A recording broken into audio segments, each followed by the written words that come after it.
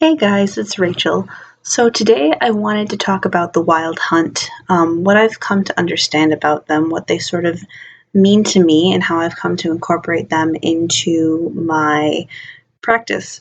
So basically, the Wylde Hunt is a phenomena that occurs throughout like northern and western Europe, and it's sort of like a pseudo historical legendary thing. In legend, basically, it consists of a host of beings, be they fairies, spirits of the dead, hunter deities, legendary heroes, and, dogs, big horses, etc. And, um, and they ride across or over the countryside doing things like scooping up lost souls, or fair maidens, or children, or hunting beasts. In some legends, they help out those who help them. And in some of the more recent retellings, the Christianized versions of the stories, they punish those who are sinners and, drag them off to hell.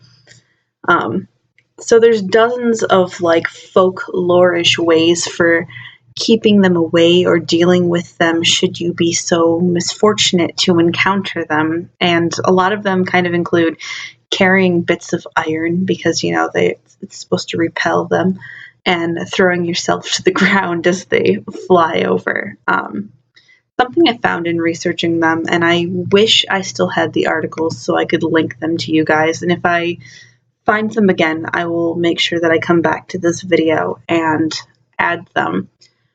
But something I found really interesting was a bit of an anthropological explanation for where some of these stories might have come from.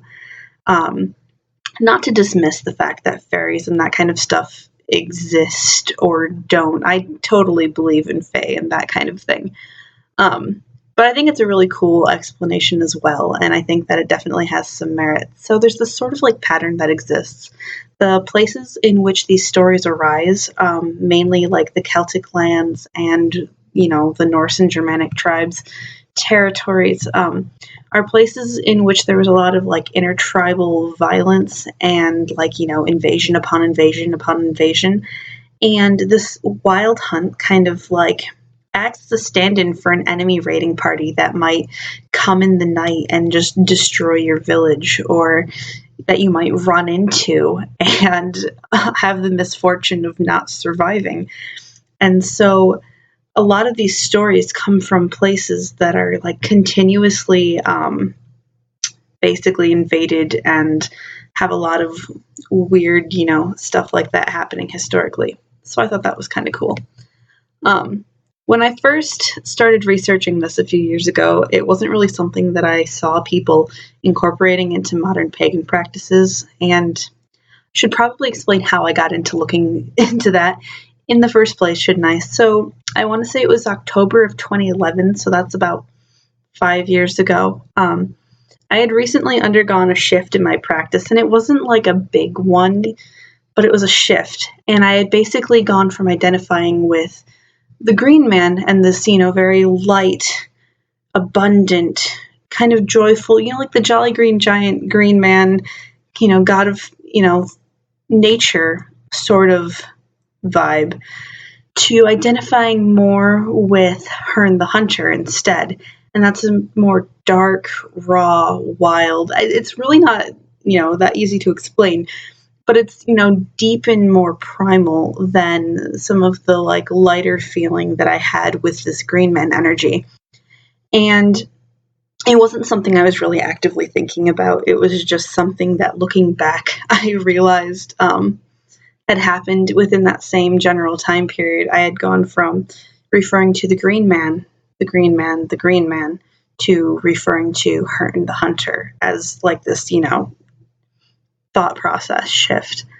And so I was sitting at home one evening, and, I was a senior in high school doing homework, and I get one of those. Do you ever get those urges that are like, it's really important, go outside?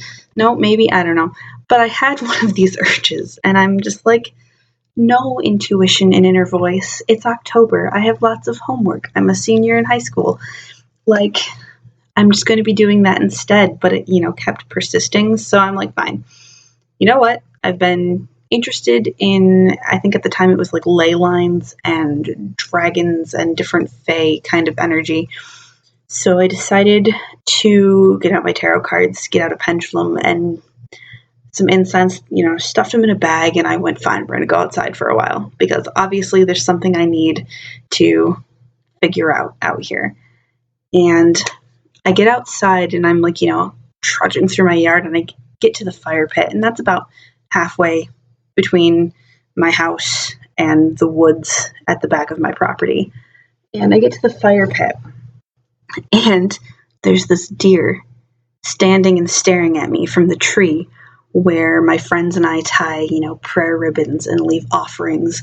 It's kind of like our outdoor shrine tree. We call him Treebeard because he looks like he's got, this lovely beard on us. Anyway, there's a deer standing right next to this tree, and it's just watching me. And I, we have this like stare down for a while. Like I look at it and it's looking at me, and I start, I'm a little bit, less agitated now. I'm like, oh, well, shit, there's something's about to go down. Like, something's happening. There's obviously a message here. So I'm kind of, creeping towards it slowly, very like calmly, trying to, not like scare it off completely. And I get about halfway to that, and the deer takes off, and it stands on this hill. And now this hill happens to be the hill that I was planning on sitting at. So I'm like, well, that's a little convenient and weird. So again, I pause, and I'm looking at this deer, and it's looking at me. And I just very gently start inching towards it again, and it takes off into the woods in the northwest corner of our property. And I'm like, wow, well, that was weird, wasn't it, guys? Like, what is happening?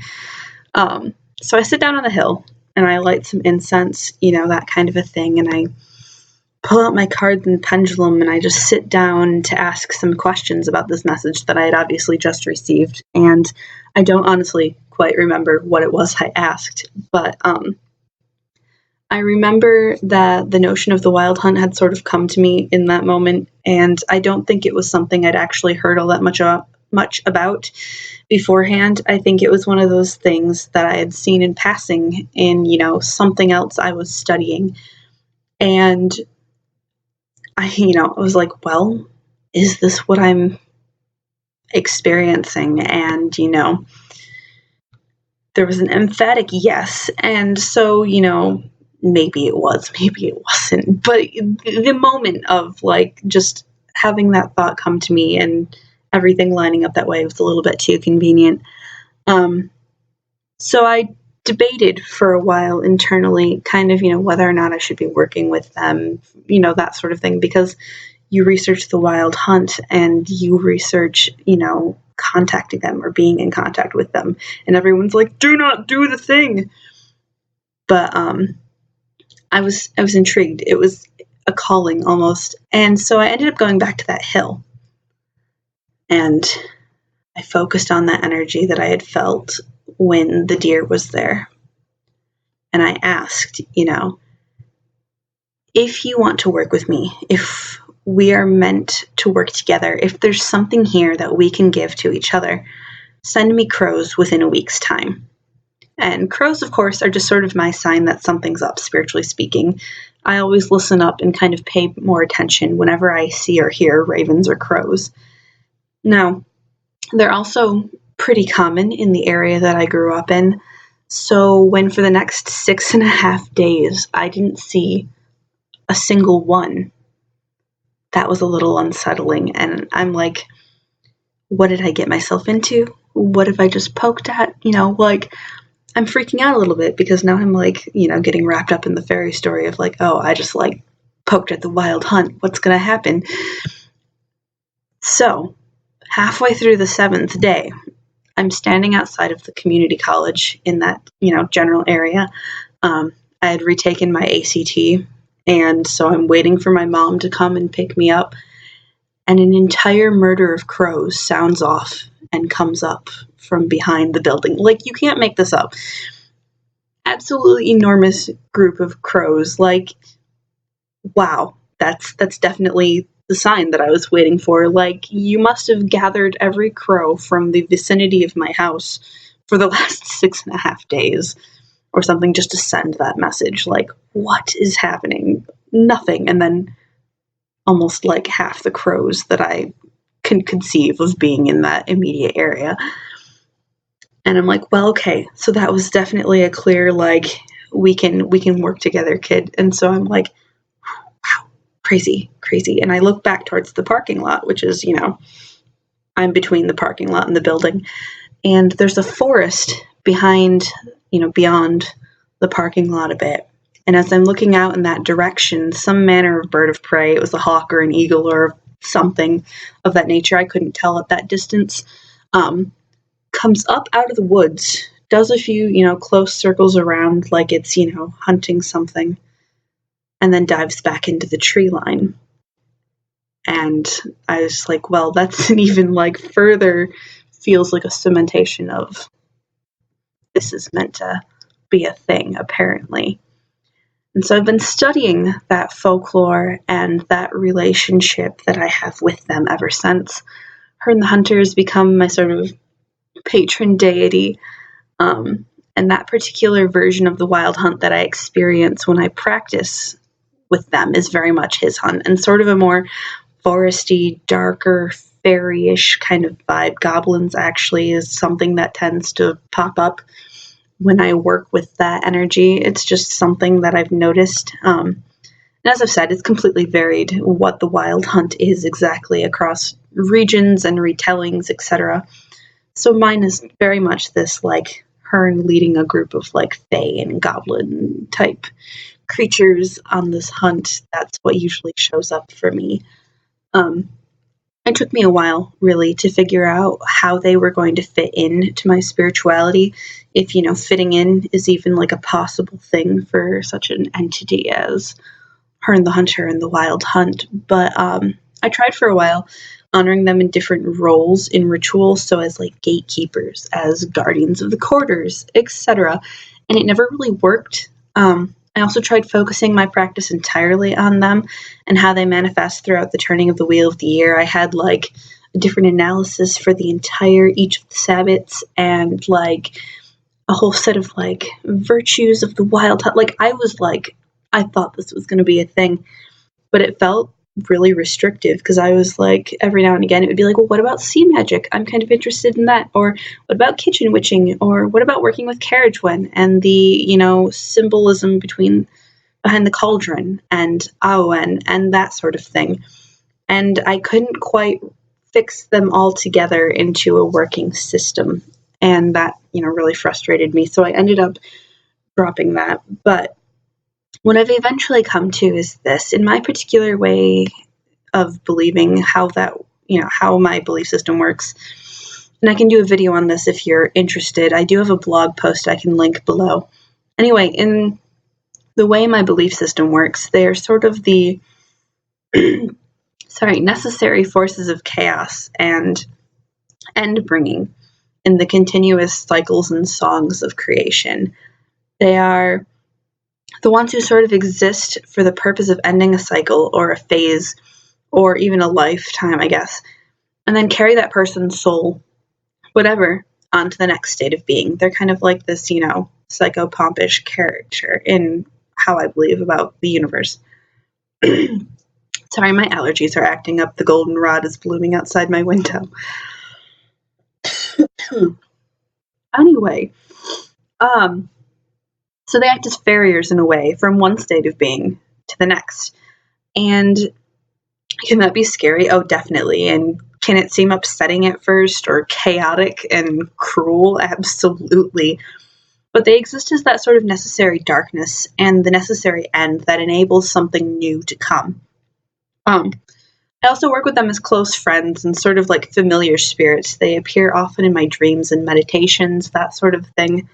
I call upon them for guidance and protection when I'm out in the woods walking. I ask for their help when I'm having a particularly hard time letting go of something. These sorts of things. I kind of work with them on that kind of a level. they've also made me kind of make more practical decisions about some of the aspects of my practice. For example, using a ritual dagger to cut rope for something that we needed while camping for a pagan camping trip. I had to step back and go, would one of the wild hunters go, wait, no, it's a ritual knife, we can't use it? No, probably not. It probably would have just, fucking been used, and the blade would be a multi purpose blade. So that's kind of my little spiel about the Wylde Hunt. It's been an interesting and empowering, if not at times super confusing path to take, but I think I've definitely come out the better for it. Till next time, guys.